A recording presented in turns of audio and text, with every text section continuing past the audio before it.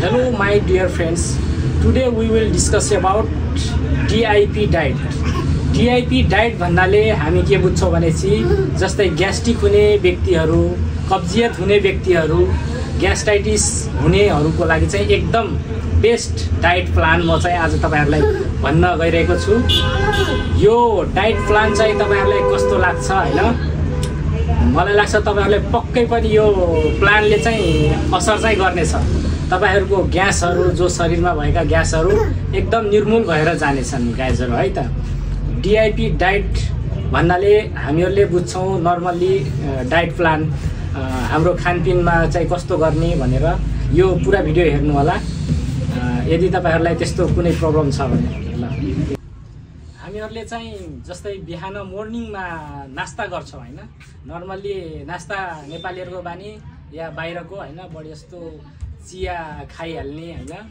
चिया चाहिँ एकदम नखानु होला, पानीहरु नर्मल वाटर नै खानु होला। उमाल्नु पर्छ भन्ने पनि छैन, बट नर्मल तर फ्रेश वाटर चाहिँ खानु होला गाइस। त्यसपछि हामी कुरा गर्छौं बिहान के खाने त? जस्तै चियाहरु नखाने हैन, मैदाले बनेको चीजहरु नखाने। अनि हामीहरुले खानु पर्यो भनेपछि नास्ता नै खानु छ भने नर्मली घरमा भएको चीजहरुलाई नै प्रयोग गर्ने। गहुँको आटाहरुबाट पिठोबाट चाहिँ रोटीहरु बनाएर नास्ताहरु गर्ने र नर्मली तरकारीहरु सागहरु जे पाइन्छ घरमा त्यही नै खाने गर्नुपर्छ। मस्ली चाहिँ र त्यस्ता व्यक्तिहरुले चाहिँ आफ्नो निर्मलको लागि चाहिँ मस्ली बिहान उठिसकेपछि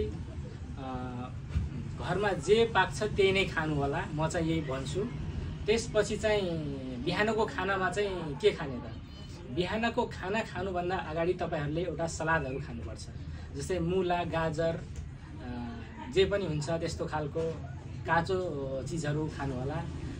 जस्तै कति खाने त?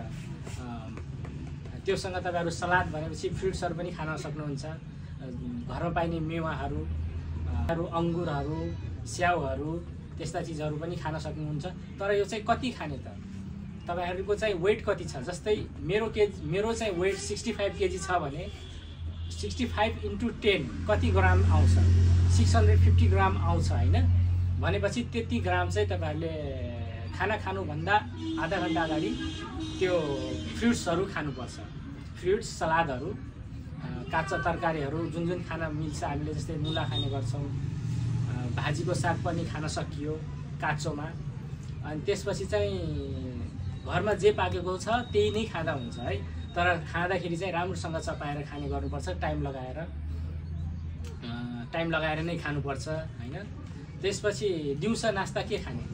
दिउँसो नास्तामा तपाईहरु फलफुलहरु खान सक्नुहुन्छ। समोसाहरु नखानु होला, जस्तै मैदाले बनेको सिमीहरु नखाने। त्यस र नर्मली चाहिँ तपाईहरुले एक्सरसाइजहरु गर्ने, हल्का शरीरहरु यताउता मोड्ने कामहरु, अनि हल्का जगिङहरु, कुनै आफूलाई खेल मन पर्छ भने खेल्ने, डान्स गर्न मन लाग्छ भने डान्स गर्ने। त्यस्ता क्रियाकलापहरु चाहिँ गर्नु नै पर्छ। त्यस्तो गर्दाखेरि चाहिँ एकदम शरीर चाहिँ ग्यास्ट्रिकबाट चाहिँ तपाईहरुलाई छुटकारा नै मिल्नेछ। डाइरेक्टली चाहिँ यसले काम लगभग तपाईलाई हप्ता दिनमा नै फरक परिहाल्छ साथीहरु। यो चाहिँ प्रयोग गरेर हेर्नु होला। हामीले चाहिँ अहिले ब्रेकफास्टको कुरा गर्यौं। ल ब्रेकफास्ट पछि चाहिँ अब ब्रेकफास्टहरु जस्तै नर्मली 7-8 बजे नास्ता खाइन्छ भने 9-10 बजेतिर चाहिँ 10 बजेतिर खाना खानु होला। अब विद्यार्थीहरुले चाहिँ अलि छिटो नै खाँदा भयो हैन? 9 बजे नै खाइहाल्छन्, स्कुल जानुपर्ने हुन्छ। त्यसपछि हामी जान्ने छौं के चीजहरु चाहिँ नखाने। हामीहरुले चाहिँ जस्तै नखाने पर्ने चीजहरुमा मैदाले बनेको सुजीहरु, आटाहरु जो बजारमा पाइन्छन् त्यस्ता चीजहरु चाहिँ नखानु होला। त्यसले चाहिँ हाम्रो पेटमा गएर चाहिँ चिप्टिने गर्छ, किनकि त्यो अलिकति मोस्टली त्यो एकदम रिफाइन गरेर बनाइएको हुन्छ। त्यसले गर्दा हाम्रो जो शरीरमा हुने, हाम्रो शरीरमा चाहिने चीजहरुलाई चाहिँ सबै निकालेर बनाइएको हुन्छ। त्यसले चाहिँ बेफाइदा नै गर्ने गर्छ।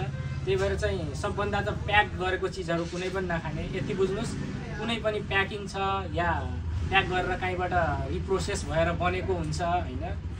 त्यो बजारमा पाइने कुनै पनि त्यस्ता चीजहरु किनेर नखाँदाखेरि चाहिँ तपाईहरुलाई चाहिँ एकदम शरीरको लागि, स्वास्थ्यको लागि एकदम बेस्ट हुनेछ। यो कुरालाई चाहिँ एकदम ध्यान दिनु होला। बिहान उठ्ने बित्तिकै 1 गिलास पानी खाने। 1 गिलास पानी खाएपछि चाहिँ अलिकति एक्सर्साइजहरू पनि गर्ने। तपाईहरुलाई यो भिडियो कस्तो लाग्यो, जस्तो लाग्यो त्यस्तै प्रतिक्रिया दिनु होला र कमेन्टमा पनि तपाईहरुलाई कस्तो लाग्यो भन्नु होला र यो च्यानललाई सब्स्क्राइब गरिदिनु होला। Thank you.